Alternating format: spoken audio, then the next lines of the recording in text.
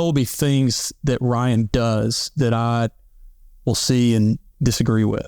And I may not bring it up, or I may think I would have done that differently, but I usually also recognize that like it's not a big deal and it's in his purview, and it's not like my way may not even necessarily be better.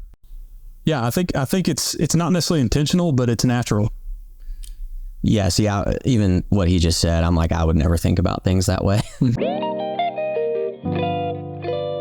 Hands up, heads down, shake it off, turn around. We're kicking dirt, we're gaining ground. We do it right, do the here right now. All right. Dylan Ryan, Renewal, Chattanooga, Tennessee. Welcome. Thank you. Super Trooper. Glad to be here. Yeah. Well, that was very like radio-like. That was like really enunciated really well. This is the 4th or 5th or 6th episode. We haven't released any of these, by the way. Oh, nice. We're saving them up. And then we're going to see which one was the best, and we're going to put it first. So no pressure. That's not true. I just made that up. I think you just walked that back because you might hurt our feelings. That was doing that on purpose. First of all, thanks for coordinating your outfits.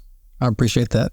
It's the first guest that had been like had matching outfits, huh? Well, you're welcome. We are actually twins in height and everything. So the drive down from Chattanooga, Tennessee, about an hour and a half. Is that about right? That's right. Yeah. And so far today, we've talked fun business stuff. You guys were guests on True's Day and guest DJ. Dylan was guest. Did y'all talk about this? No, not at all. Britt did not. I'm going to throw Britt under the bus. Okay. He gave me no time to make this decision. I couldn't even sleep. Relieved because I have a variety of music. I was sweating. I would have been indecisive, I think. But no, Britt, because, we're a time zone ahead. We're Eastern time. Which Britt didn't realize it was like the end of the day for me to lean into the work day at least. But no, I did not consult with her. I didn't consult with anybody in my life. I made this decision in a vacuum. Well, I love this. What was the song again? It was Good Lord by Lecrae and Andy Minnie. I loved it. It was funky and I loved it. Good. So we did True's Day, we had lunch, now we're doing Super Trooper, and we're going to play golf after this. That's a pretty good day. That's a good day. This morning, wife Val, I have to, not work. We're just going to assume that you mean wife Val. That's true. That would be true. So we're getting ready, and she was like, you have such a fun day today, don't you? You get to play golf, you're going to do True's Day, and you have a podcast. And I'm like, you are talking to me like I'm a toddler right now. Like she really does. Sometimes she's like, aren't you going to have such a good day? Yeah. And she laughed and she was like, I think I am, aren't I? I'm like, yes, you are. But it is going to be a good day. But we're going to make Super Trooper mostly about you guys. I will probably tell a story or two in here, but let's start with some history. I'll start with you, Dylan, because I'm very jealous of your name. Dylan Honeycutt. It sounds like an actor. Ryan Davis does not, by the way. Well, actually, you could be like a country music star or a baseball player. I named all of my kids really crazy names. What are your kids' names? Archibald is one. Archie? Archer. Okay. Which is cool. Emmeline. That's not really so crazy. Theodore Samuel Davis, because he couldn't be Samuel Theodore because that would be STD. Okay, so right. Let's just, no comment there. And what does he go by? Samuel or Sammy. Okay. Or Samich, which is what he calls himself sometimes. Samich. I love it. Yeah. And then we've got one on the way, which is to be determined what the name of this child is. Do you know the gender? It's a male. Yeah. Are you done? I thought we were starting with me. Yeah, we were, but just on your name, and I had to go ahead and give some prelude why my name is so vanilla, is because I think that the Lord just knew. Good Lord. He just knew that. Well, so. Like, I threw that in there. I threw your song in there. My name is Scott Smith, and my children are Madeline and Carson. A little bit because. I love the name Madeline. Was one of the top girl name picks. This is silly, but one of the things that I really wanted is like, if you play sports or you're announced in any way, when you have just a one syllable name, it just doesn't come out right. It's like, ladies and gentlemen, playing for the Gunners for Wildcats, Scott Smith. They're kind of waiting for the other syllable. Yeah. It never comes. So at least if you have Carson or Madeline. Anyway, no, that's really silly.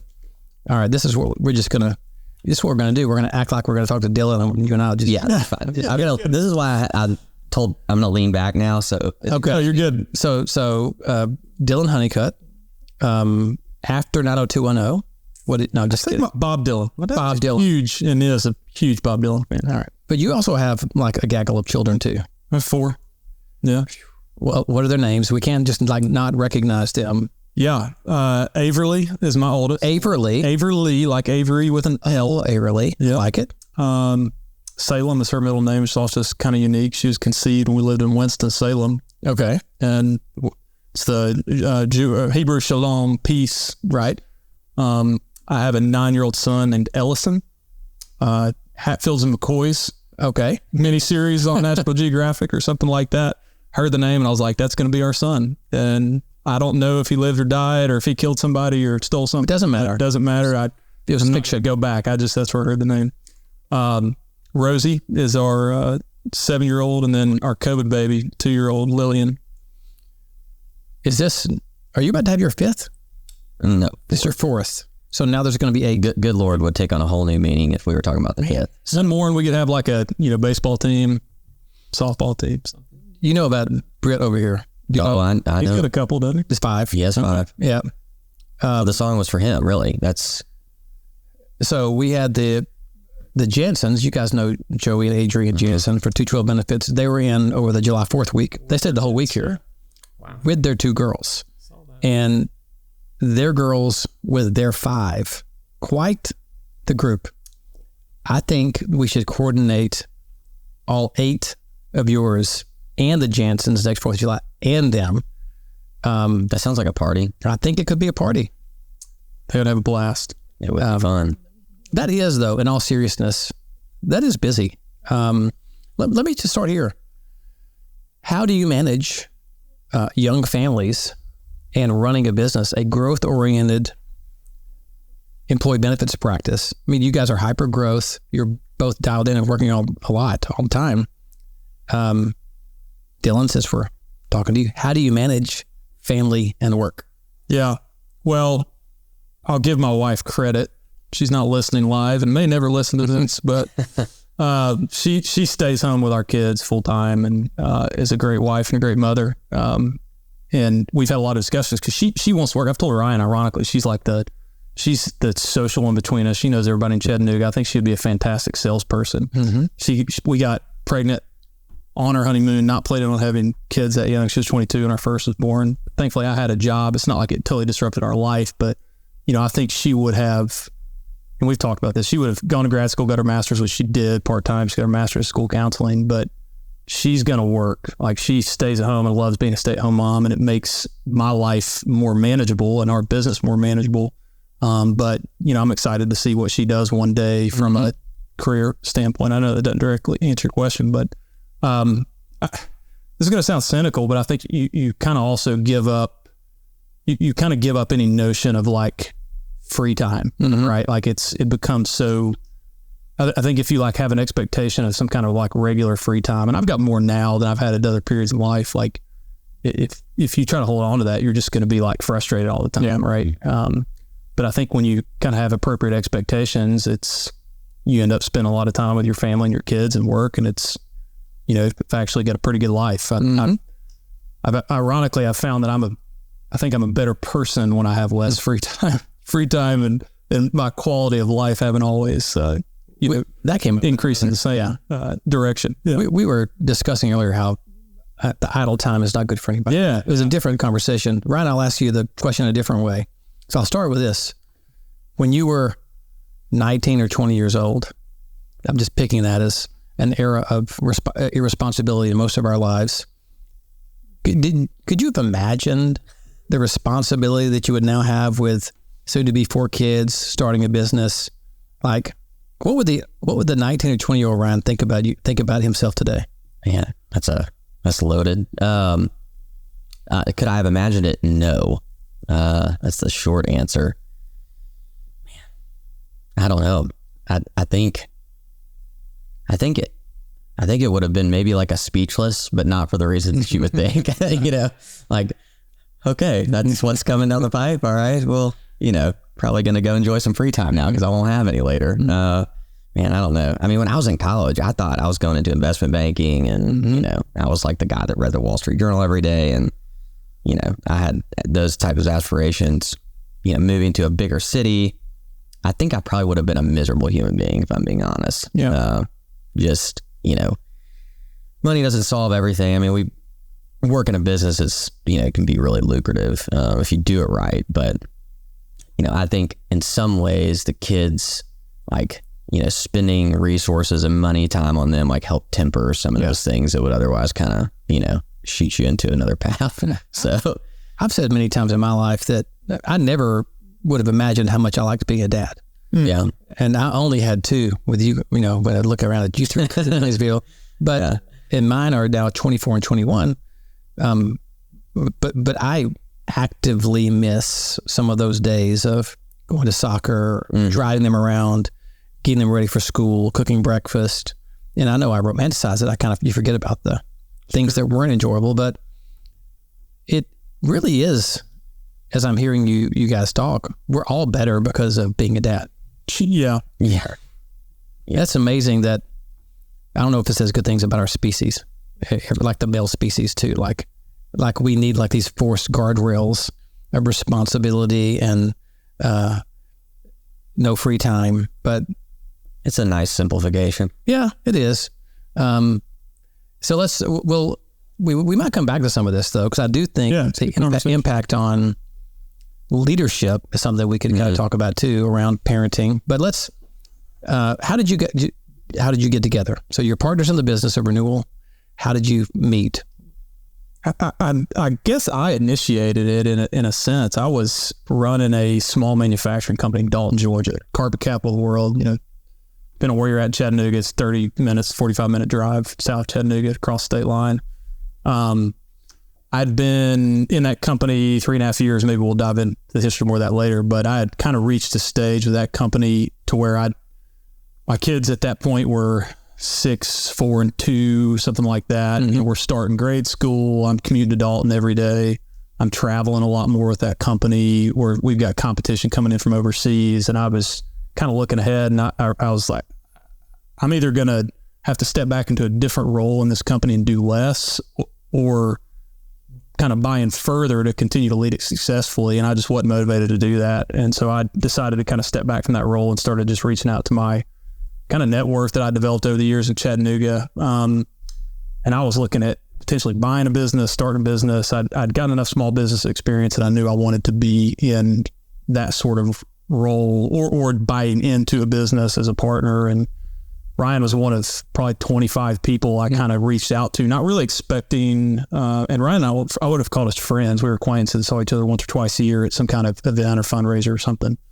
I wasn't looking to Ryan from the angle of, hey, I want to like see what you're doing. We were branded as Reliance HCM at the time. That was pre-renewal. It was more of, hey, I know the types of like businesses that you're working with, and you may know of somebody who may be selling a business or want to talk or whatever. But that kind of evolved into me learning more about their company. They had a need for somebody with my skill set, him and a former partner, and the rest is history.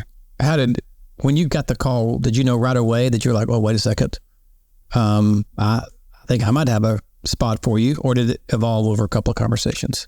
No, I think it evolved. You know, we didn't really have a finance or operations or specialist in the business. I mean, it was mostly like at that point, a sales organization.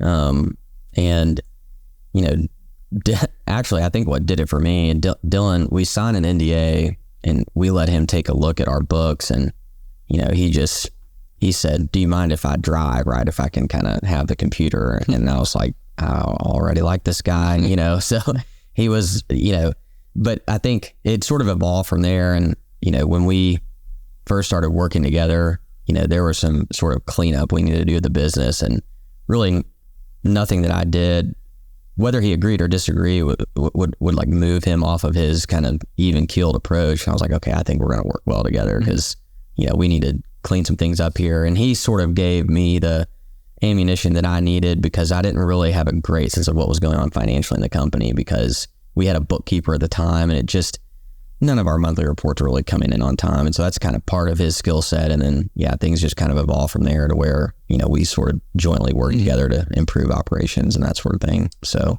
it's funny to look back on that time. And I did this with the carpet company that I ended up running for several years too, and I have this kind of theory on like hiring processes, right? Where it always feels so one way when it's like, hey, I may want you, but I need you to like know if you actually want to come work for me and come with company. And I remember saying that to Ryan. It's like, I need to kind of see what y'all are doing, because I want to know that I could actually help you if I come in. Like I'm confident who I am and what I can do, but I want to see what your problems are and say, hey, I think what you're doing is already working, keep doing it. Or no, I think I can come in and add a lot of value here. And it was, I think it was clear after a couple of meetings. I think we met like an early morning one time because we were all going to be working that day. So we met at 6:30 or 7 o'clock and spent some time together, did that once or twice, and looked behind the scenes at what they were doing. And I felt good about it, So partnerships can be challenging. What is it about your partnership that works? Is it different personalities, different strengths? What's made it work so far? I'd say we're definitely opposites when it comes to personality. So that could be helpful, but I feel like, I think in a humbling way, from my end and, maybe from Dylan's end too, but I think we've been through enough early on in our careers that didn't go right, that we had a fairly good picture of, hey, we need to set some ground rules for, how we want to be as partners. So we kind of have some things that are written, some are written in our, contracts between us, but some are just spoken out loud, like, hey, these are the way that we're going to operate our partnership and we don't deviate from them. But before, and former partners or just business dealings, I had not experienced that. Everything was sort of swept under the rug, and that doesn't bode well for anybody. But I think we're both pretty sure about what we want and who we are, which helps. But I would say the things that we align on are the most important things. The other things that we're opposite on are, personal preferences or, caffeine addiction. So. Yeah, I was going to say what you just said there too. I think, we're both, you might even call us arrogant. I think we're both like self-assured and confident in who we are as individuals. My wife may have a different answer for that, but yeah. and I think that, that could cause you to like bump heads. Yeah. But I think it also like prevents us from like, taking anything really personal when we disagree or whatever. And to Ryan's point, I think we agree, or at least come to an agreement on the things that really matter. And then on other areas, like we both got a level of confidence and respect for each other's skill set and role. And it's rare that we kind of cross over and, have to, and we're not both confident on kind of, okay, whose lane is this? Whose responsibility is this? Yeah. And I think we argue well. I wouldn't even say that we argue a lot, but we disagree frequently. Maybe you can tell me if you ironically agree or disagree, but when we disagree, I have like no hesitancy stating my point. He has no hesitancy stating his, and we either reach the same conclusion or we amicably agree to disagree and recognize kind of whose purview a particular decision or, something like that might be under. And I mean, I don't think we've had any like, really challenging disagreements yet, or kind of drawing a hard line that we couldn't pretty easily, move on from. Well, for better or worse, our challenge was, kind of what we inherited when you came into the business. There was a lot to fix, and then we had our buyout, and then we had COVID. So it was just, there was a lot, in the beginning of the company. So well, it's interesting. Do you think that the fact that you don't draw hard lines, and this is really just me responding to that because I think it resonates with me in some personal stuff, that, oftentimes drawing the hard line is what causes the conflict. Are you guys intentional about not drawing a hard line, or is it just maybe who you are? It's a good question. It's a good question. I think it's who we are. I mean, there'll be things that Ryan does that I will see and disagree with. And I may not bring it up, or I may think I would have done that differently, but I usually also recognize that like it's not a big deal and it's in his purview, and it's not like my way may not even necessarily be better. And so, you know, I don't create conflict there. I don't know if that's necessarily drawing a line, but, yeah, I think it's not necessarily intentional, but it's natural. Yeah. See, even what he just said, I'm like, I would never think about things that way. But for me, it's, you know, I'm just impatient and we're never moving fast enough. And then, you know, when I get down that road, I'm like, well, I can't do this by myself. So I'm going to give it the time that it needs. So yeah, no, it's probably what he said. You know, I think it's, both of our natures is that we're never going to be satisfied with status quo. And so I think that at the end of the day, if there's something that needs to be re-engaged from a you know, conversation that we've had, or you know, that's going to come up naturally. We're not going to have to force it, but you know, there's been bigger decisions where we've disagreed in little facets of them, but we've wanted the same goals. So I think that's really helped. There's a maturity around that you're very fortunate that both of you share it. You know, relationships between partners or spouses or any relationship, the ability to just not have to be right all the time. I went through a lot. I think part of my you know, I said I'm a late bloomer. I've said that 1,000 times, is realizing that I don't have to be right. But it's also because I realized I was wrong so much when I thought I was right. And you guys have that at a much younger age around, maybe it has something to do with all the kids running around and the responsibilities that you have to have. And you have to show them, you have to lead by example a lot. That might help. Yeah. You maybe give me a little too much credit, because I usually have to be right. My wife would agree with that. Ryan probably would too. I think I've got better at accepting that I could be quietly right. Somebody else. Here's a question for you. I haven't thought this through. In my personal life, my kids describe me differently than anybody else would describe me. Well, yours are too young, but do you think that maybe your spouse or your kids will describe you way differently than somebody sees you from the outside? Or they're going to accurately describe who you really are? Is there going to be a difference? Does that question make sense? It does. I'll be curious to hear how my oldest is 11, and I think if I asked her, I think she could articulate a description of me, but I don't know what it would be right now. Yeah. You know, they have like no idea what I do. They know Daddy works, right? Yeah. But I think my wife would describe me, like, I tell her stories about her and mine and Ryan's interactions sometimes. My wife is a lot like Ryan. It took me a couple years to see that, but they are just like the same person, even down to triathlons. My wife does triathlons, or has started doing them. And I think the way she would describe me is a way a lot of people that have spent time around me, I think, would see me the same way. Yeah, that's a good question. My kids, my oldest is 8. She is a mini me girl version, which is just terrifying to my wife. So I just always joke, like, good luck, honey. She's a teenager. I don't know what to tell you. But no, same. I think my kids would say, like, I work. I do think they would talk about, you know, like physical fitness, like the activity stuff that I do. They're into it. Like, they've kind of gotten into it with me, which is cool. But would my wife describe? No, I mean, for people that know me well, like my close friends, I don't think my wife in their description would be much different. Yeah. Dylan can attest to this, and it's probably some of the moments he was referencing earlier of like, I don't know if I would have done it like that. But I mean, it's just I'm not gonna probably hold much back. So, you know. That's good. I think you guys both have a level of maturity that's beyond your years. One of the things that I've been accused by my kids and my brother, by the way, is that I'm not very emotional, that I'm stoic and sometimes hard. And like Val and my friends are like, you talking about Scott, the most emotional, sensitive person that we all know? Yeah. But I think that's just because we talked a little bit about family background growing up. I just always felt like I had to be the one to keep it together. And that even with my kids, my daughter tells me I'm toxically optimistic sometimes. Toxically optimistic.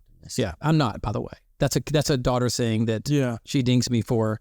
But she does say sometimes, like, it's not all roses all the time, Dad. Like, you can't always be looking for the best outcome, the best in people, the most positive. I'm like, well, yes, I can. You can't. Not toxically. I have to, but What a paradox, though. Toxically really is. optimistic. Toxically I've never heard that. it is a thing. I had to research it. Okay. She called me that a couple of years ago. She's backed off of it since. But also, I let my guard down a little bit. They would tell me, like, because I grew up with a dad who drank all the time, my kids never saw me intoxicated. They really never even saw me tipsy. And I'm a very social person. I like to go out and have a drink. I don't drink a lot, but I was just determined they're not going to see me that way. Yeah. And they felt, I think, that I portrayed this perfect personality, like, golly, Dad he's driving, he's being successful. Like, sometimes she'll be like, slow down, Tony Robbins. You know, that she'll don't always be a motivational speaker. It's, as they've gotten older, they realize I'm just doing my best as a dad. That's what I thought I was supposed to be doing, is like, plus there's just some things they don't need to know. Yeah, and don't you think every kid, like I think about now growing up and I look back and I think there comes a point where as an adult, like you have to, like if you had a good set of parents that really tried, I think you have to say like, I forgive them for everything that went wrong. Right. Right. Okay. For everything. And even before I had kids, I was on that path. And then when I started having kids, it was like, oh my gosh, like, and I know the stuff that I did when I was in, even middle school and high school. So, I mean, my kids are not going to be able to get away with anything, but They will. they will. Smart. Don't you worry. I'm still hearing things today. My daughter be like, did I ever tell you about the time you went out of town? I was like, stop. Like I don't want to know. Yeah. But yeah, I think every kid probably, like that's a very admirable thing that you did, but then your kids are finding a way to Exactly. critique it. It's like, Exactly right. Guys, listen, this is actually pretty good for the family. Yeah. It's like music. My kids are always, so, we've discussed it before. I grew up on hip hop and R&B. It was my music. My kids know that. And they've been around music their whole life. They've had to listen to music. And they like a lot of the same music I like now. We share a lot of musical taste. But they both like some modern hip hop too. And they're continually trying to bring me new stuff. Continually. Like, hey, Dad, you might like this one. You might like that one. And there might be like 1 out of 20 songs where I'm like, okay, I get that. I can get that one. But then you just realize I'm not supposed to like it. Yeah. My parents didn't like my stuff. Their parents didn't like their stuff. It's just weird. It's just weird. Yeah. And then you find yourself saying things like, I just can't stand the language. And then they're like, didn't you listen to Too Short? I'm like, yeah, I did. Yeah. But it was different. It was different. It was different. Yeah. I wish they were here. They would let us know how it was not different. Although it is different, by the way. It is different. There is a level of, terribleness in modern music that goes beyond just saying dirty words. Yeah. Because it's actually a terrible product. It sounds horrible. We're supposed to say this, by the way. Just wait till you get even older. It gets even worse. Yeah. Kids these days. Yeah. Yeah. All right. We'll jump into a little work stuff here. You and I met at an Employee Navigator conference. We did. And I gave a presentation on something totally not work related. No. And I don't think I've ever asked you this. And you came up to me afterwards and said, what are you doing? Like, you were at least attracted to something that I said, or I don't know. Yeah. Can you remember like what made you go like, what are you doing? I'd like to talk to you after this. Oh yeah. I do remember it. Dylan will, this is a classic Ryan. This is I'm already gearing up for it. So first of all, I didn't want to go to any of the sessions because I'm like, we had just hired John. So John is our technology enrollment guy. I'm here with another guy in our company, and I'm like, I am not execution is not high on the Clifton strings for Ryan. So I'm already dreading going to a lot of these meetings. So I picked the one that sounded like not Employee Navigator stuff, right? I'm like, I'm going to go to this thing because this sounds anti-building plans Employee Navigator. Just put me to sleep now. So I go in, you get up there, and I don't remember, everything vividly, but I just remember thinking, okay, this guy's not in a suit. That's good. There were people shouting in the audience at you. Like, I'm pretty sure someone like yelled out "True Love" or something. I'm like, who the heck does this guy think he is? Like Tony Robbins over here, right? Like, I'm like, who is this guy? Well, and I didn't want to like it at all. So, about a quarter of the way through, I'm like, actually, I like this. And then about halfway through, I'm like, I can't help myself. I'm going to have to go talk to this guy. So then I start Googling you, and I'm like, I'm spying on all your stuff. I'm like, what is True Network? So yeah, just curiosity. I can't help myself. So came up and talked to you. And then once I learned that you were, you were an alternative to an association that we're in that we weren't necessarily thrilled with, the rest is history, as they say. But I think you talked about culture some in the talk. And if you had called me a couple years prior, I probably would have ignored it and maybe not have talked to you afterwards or waited around. But it resonated a lot because I think at one point we thought we had a good culture and it was horrible. And we've worked really hard on it. I think we're at a really good spot now, and everyone can always improve. But that the things that you said, I thought were just non-BS items, right? And I think I have a pretty good meter for that. So, but yeah, at first it was the people shouting in the audience, and I'm like, what, like, where am I right now? Right. And it's Washington, D.C. It's already kind of a weird group of people in that Employee Navigator conference. And I'm like, are these people just weirdos? Like, are they just in here and they're here to make friends? They gotta, I'm like, okay, whatever. So, but then when I realized that they genuinely knew you, I was like, man, this guy either planted these people and gave them money, which is awesome. Okay. That is awesome. Or they actually like him a lot. So by the end, I was convinced they actually liked you and I needed to come talk to you. That is fantastic. Find out who you are.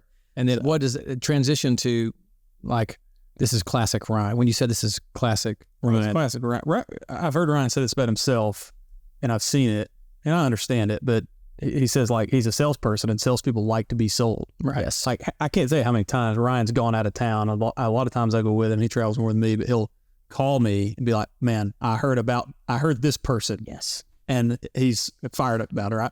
You're either an idiot, right? Like, and you just are like, man, I heard this guy. He didn't know what he was talking about, or it's, I learned about this. I did tell you this morning riding in the car that I talked to someone who I thought was an idiot. Yeah. Well, that's true. You probably thought I was an idiot. It doesn't matter. We're just both walking away with the guns holstered. Okay. And like Ryan and I think that's one of the things we share. We have quick reactions and form an opinion quick. I take a longer time to make a decision, but True is one of those that I'm like, okay, here we go. In my head, here we go again. Not that I'm going to write this off, but he's like, yeah, they're going to, I'm going to follow with the guy. He's going to fly us down to Texas for a meeting. They're going to pay for it. So, all right, I'll go. But, I got to see it for myself. Right. Yeah. But in your case, it was, we came to it was Dallas. It was the True Learning Academy. Yeah. It was a weird, right? It was in the COVID era because we had to move it for COVID. Yeah. It was going to be Chicago. Then it was moved to Dallas. Let me just tell you that I know I was the holdout on actually joining True, but that was a totally different story.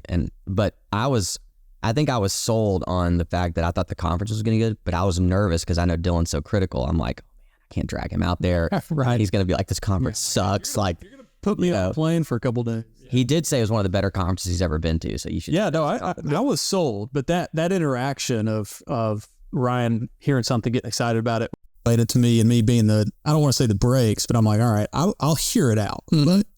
But I do think I said when we first became partners that was going to happen, and that some percentage of those are really, really good. I'm complaining. Like diamonds, right? And then the others are, dumb trunk off the side of a mountain, horrible, bad ideas. And I'm sure I do too. I'll come up with thoughts or ideas, whether it's him or a team, and some of them stick and some of them don't. That's part of it, right? Like, you can't be afraid to try new things. You're never sure that it's all going to work the very first time. This is probably universal in sales or getting new clients. It was why I'll mention it here. Even for you, sometimes the most challenging people to win over are often the very best clients because they are so critical and they really listen and they force you to tell value. Like, what's your value? If I mentioned Adrian and Joey Jansen, 212 Benefits. Joey was the same thing. He was like, we're joining. And Adrian was like, no, we're not. we've got 18 things before we do this. The Kuzneskis, if you've met Andy and Lori Kuzneski. Yeah. I met Lori. So Andy, I met him he was purposely going to use me just for a free dinner at a Burning Portal conference. That is early on. And then through our dinner, he called the boys and said, hey, I know I told you we're not doing, they were part of a different other group. Yes. I know I told you we were never going to do another one of these, but I think we're going to join this. And so it's just interesting how, as salespeople, and I'll always be a salesperson. You want the easy stuff. You want to walk in, get the BOR, get the AOR, but it's really that CFO who really puts you to the test that then they become your advocate. Yeah, absolutely. Those are the ones too that you'll never forget. Yeah, because you won, right? And you beat somebody out, or you took that spot. So yeah, the ones that I think anymore for us, I mean, I think this holds pretty true. I feel like we don't get excited about the easy anymore because we know it's just easy come, easy go. That's right. Those people they're going to leave you for a nickel, or they're, in the process of selling their business and you don't even know. I mean, it just, there's always some catch where you're like, okay, this was way too good to be true. Right. So speaking of, let's just stay on the work topic for a little bit. Yeah. We were talking over lunch about this concept of not being an insurance person, about not being a lifer. I'll probably pick that term up from you. It's cool.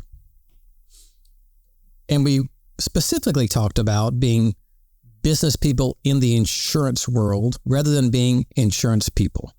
Ryan, I'll start with you. What does that mean to you to be a business person in the insurance world and not a lifer? That's a great question. I'll reference what I did at lunch, but I think about, I love The Big Short. It's one of my all time. I don't even know what genre to put that in. But I love Steve Carell. When he goes to the conference, when the real estate market's about to bottom out and all these people are in the room, right? And this guy's on stage talking about mortgage-backed securities and how it's the greatest and best stock investment of all time. And Steve Carell's team is just like shuddering in the back because they know he's in the room and he can't help himself, right? And, he raises his hand in the middle of the guy's speech. Like, this is not a question time. And he's asking the guy questions about mortgage-backed securities and about how the financial crisis is coming. And the guy's in total denial. And Steve Carell just keeps interrupting him. To me, all the other people are lifers, right? And I think we might not want to be totally where Steve Carell was in the movie, maybe somewhere in between, right? But I think we're going to address the realities as business people of the health insurance landscape, and we refuse to look away from them. And I think our best clients are the ones that have already seen that, and they want somebody to help them that sees it the same way, right? So that'd be kind of my description, if you will. To build on that, Dylan, you really came from outside. I mean, you really are applying different business principles to this. When you look at it from the outside about sort of the healthcare system and the employer-based healthcare system, what is it that makes you guys so curious? Why are you so curious? How do you deploy that? How does it help your clients? I guess what I'm asking is, how does not being an insider, not being a lifer, how does that help you when you're looking at how to solve the problem of an employer having, a good health plan? Yeah. I'm probably going to give a rambling answer here. I love rambling answers. Yeah. Because it's a big question, but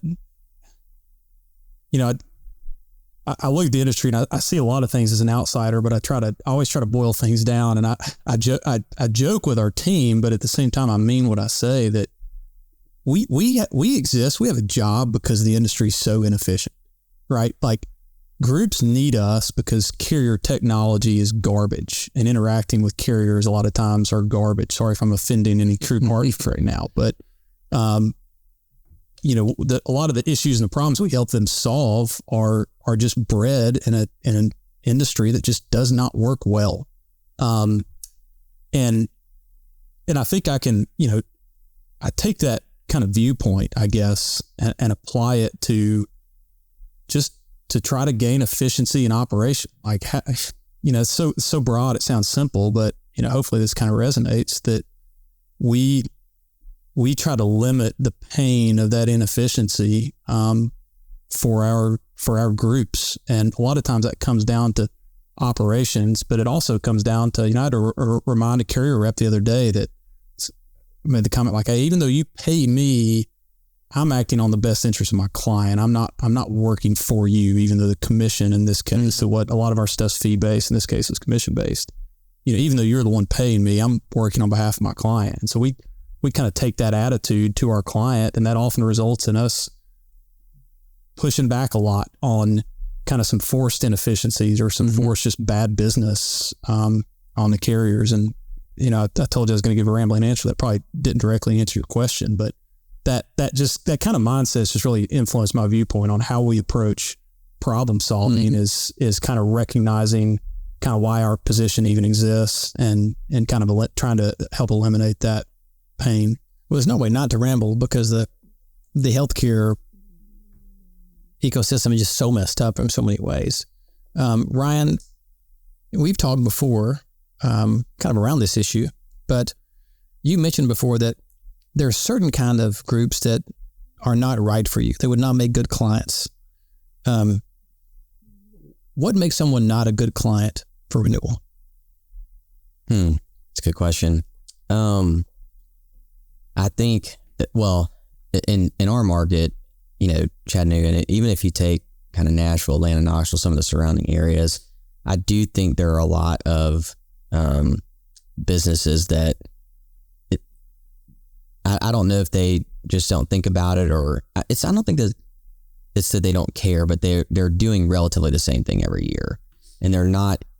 I think when they don't entertain, and it's not even just us, when they're not entertaining or talking to anyone else, right? Our competition, until something changes or a mindset shift changes, there may be someone new comes to the C-suite. I mean, I tend to really sort of move them to the bottom of the list in terms of kind of an A-list prospect, if you will, or prospective client, because, one thing that I live by and our sales and marketing team lives by is, look, we can't control the emotions and actions of other people, right? So we have to know what our value is, and it's up to you to, really go and convert people to be your clients. Like, that's not our client's issue. That's not our prospect's issue. Like, that's our issue. So, but I think it's really a mindset thing. And again, it's not that their mindset is bad. They may have a really nice, P&L, really nice balance sheet, and they don't want to make this a central part of their employee platform, is to, look at and,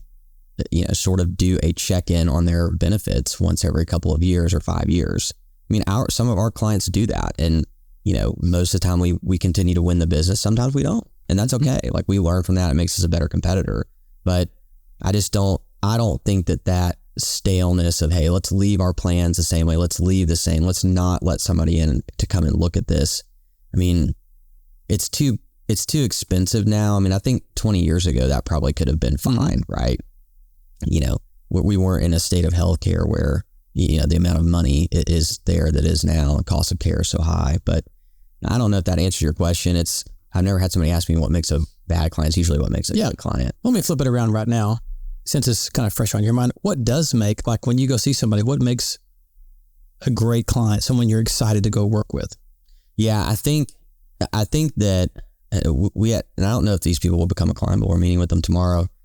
The first couple meetings that you have with someone, it's almost like they know what their picture of, or their ideal of, hey, this is what we want our health plan to operate like, but they just don't have the tools to put it together, and they view us as that conduit, right? So that's when I think the match really is great. We do have a client that described his relationship with us. He's, CEO of his company.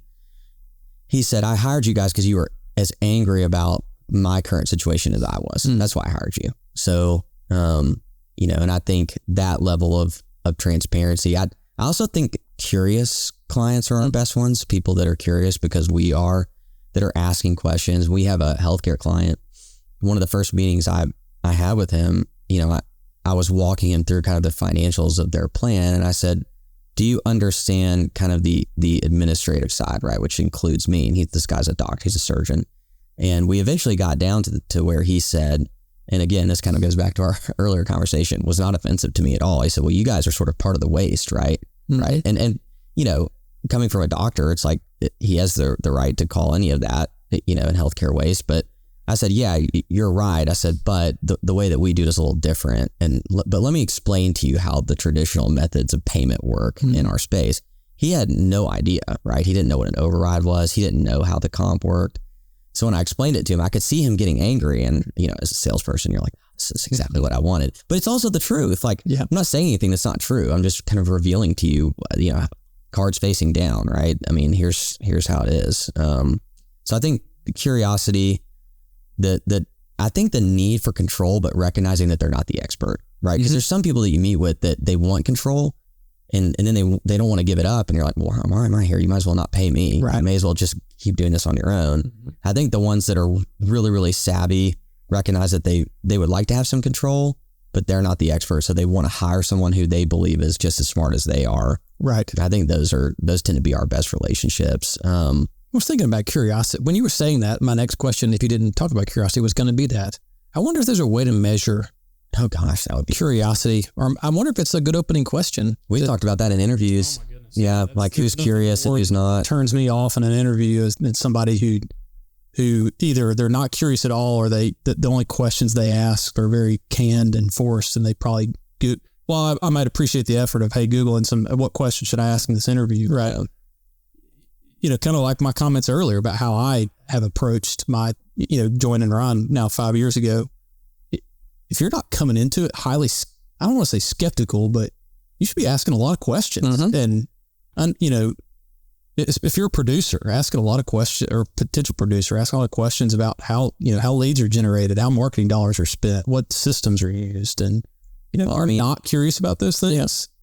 I doubt you a lot. That may not always be an indicator. I think our last couple hires have been yes. They're the questions. And for me, I don't think this is the case for Dylan because he had more patience than I do. But for me, I'm like, oh my gosh, when are the questions going to stop? But then I'm also like, this is good. I'm glad these people are curious because we could be working out of a van, right? Right. It doesn't take that much to get an insurance license, right? I mean, it could be Chris Farley style down by the river. I mean, you don't know. So people should ask questions. So curiosity comes up so often in my world that we were talking about kids earlier. My kids are now grown, sort of entering the workforce. I talk to them about that all the time, and I'm around their friends, and so all their friends call me Scotty. By the way, I find it endearing, but they'll come to me for advice sometimes, and it's interesting how much I talk to them about just being curious.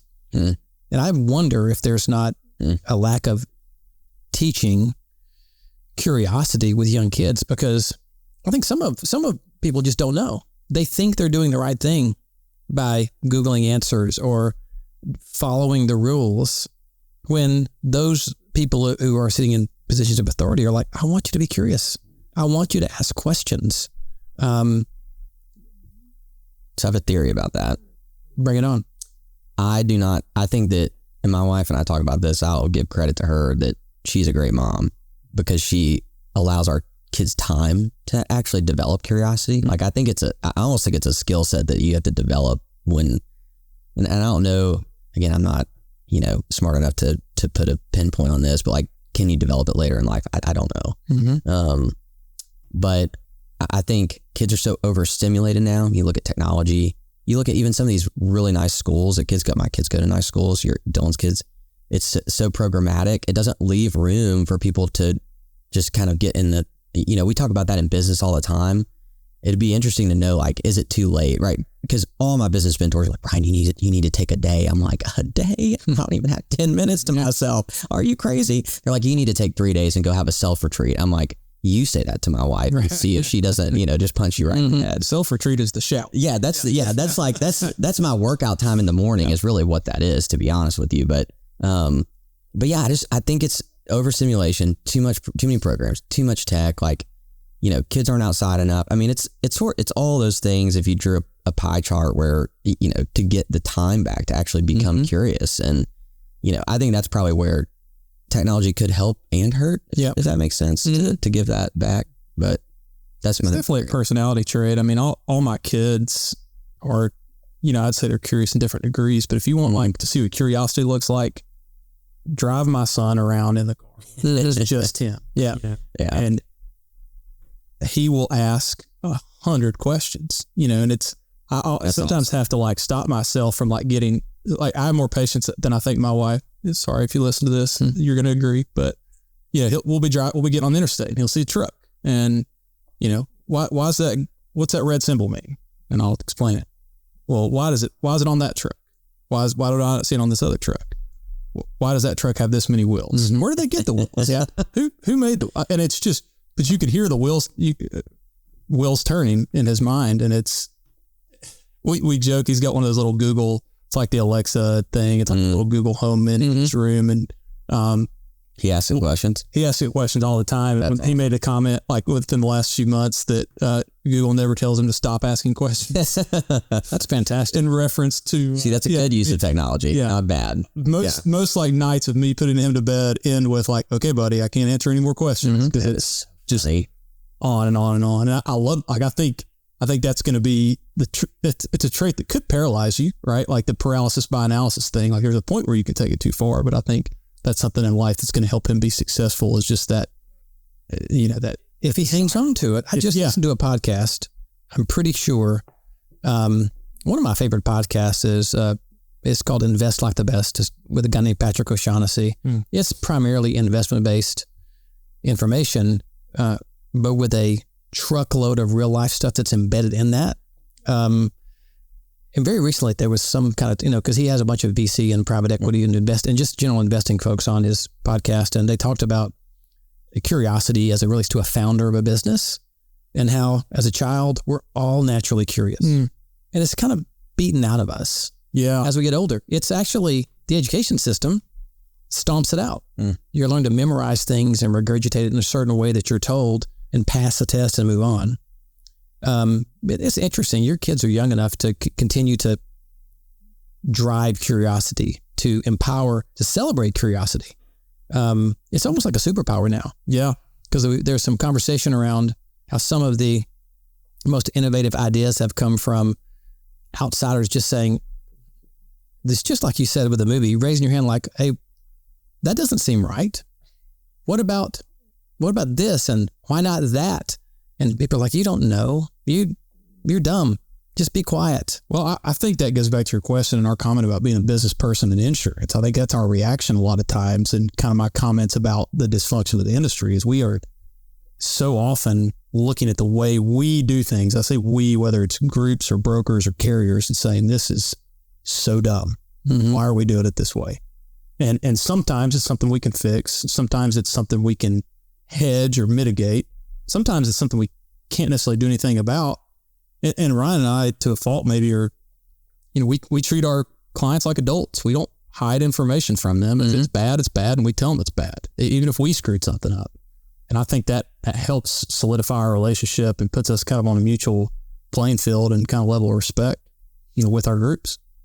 It's interesting how even this conversation, we're bouncing back and forth between work and life and kids and curiosity and leadership. Pretty seamlessly. There's no script on this thing. I'll go back to what you said initially attracted you to True, which was me not wearing a suit, talking about, I think my presentation was on creating experience and memories, like something around that. But in a way that it's actually useful to get clients, right? So it's fun. But a lot of it is around being yourself. Right. I've talked to people so often around how long it took me, and it still is this search for self-awareness, I think, that goes on your whole life, just to try to be yourself, to try to find out what that really is.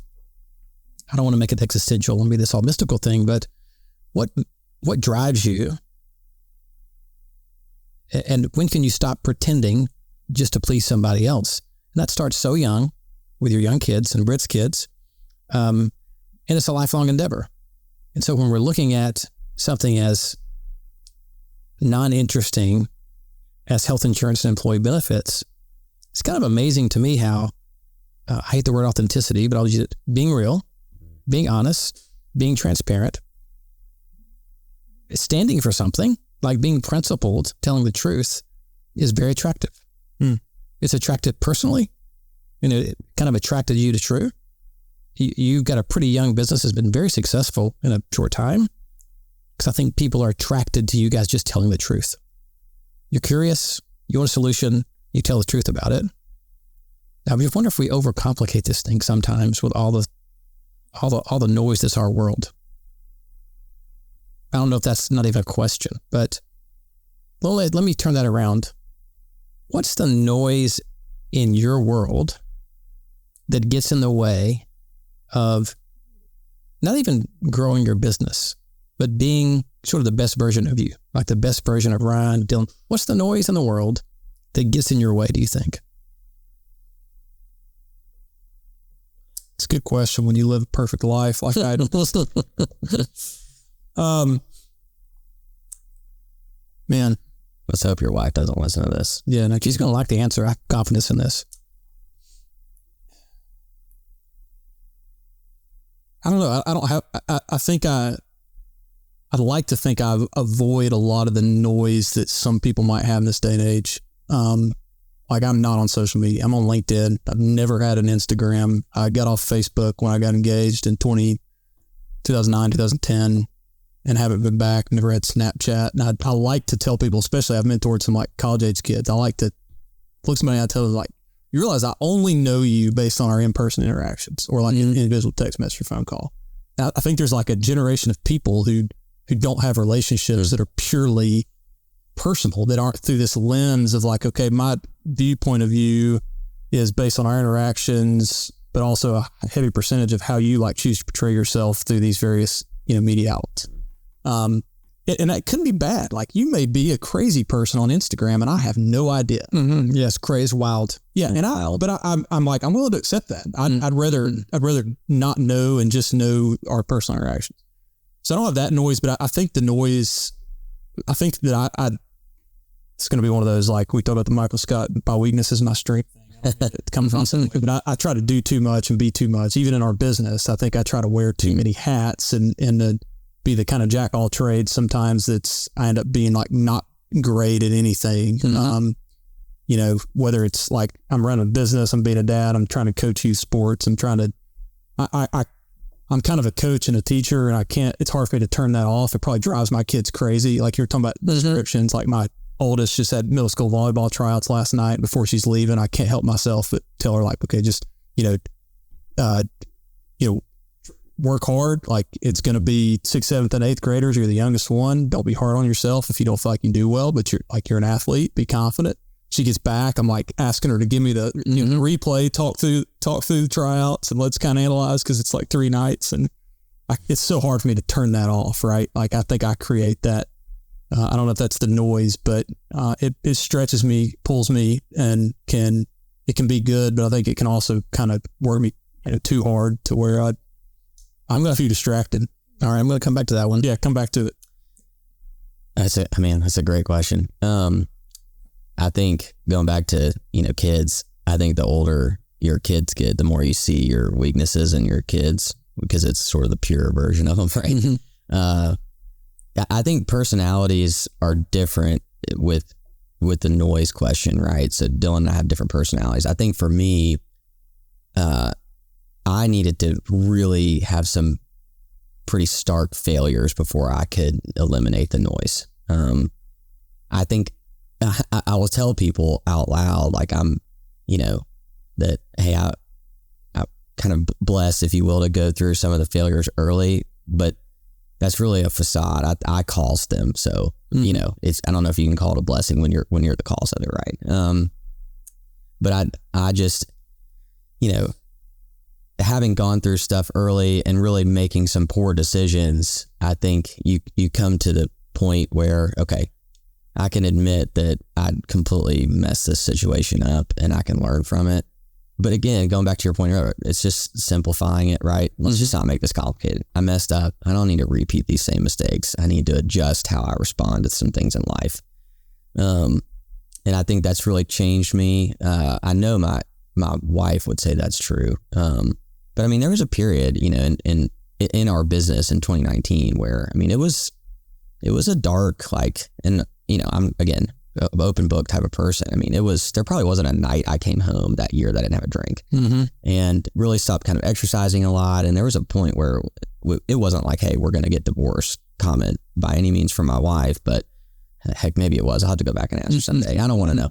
She said, hey, I don't feel like I know who you are anymore. Cause I had lost the sort of rhythm of life that was so steady for a long time. It was, and that was eye opening. And I thought I can keep going down this road, or I can, and the correction was not as fast, right? It's never as fast as you think it's going to be. It's like, okay, I've got to kind of come out of this mire and get back to who I really am. And it took a couple of years to kind of, you don't just snap out of that stuff. There's a reason that you are where you are. It's little decisions that stack up along the way. But I think for my personality type, I can see it in my daughter. The hard thing for me with her is going to be letting her get to the failures, right? Because I'm like, no, I know the road that you're going down. Even with little decisions, I'm like, I want to stop you.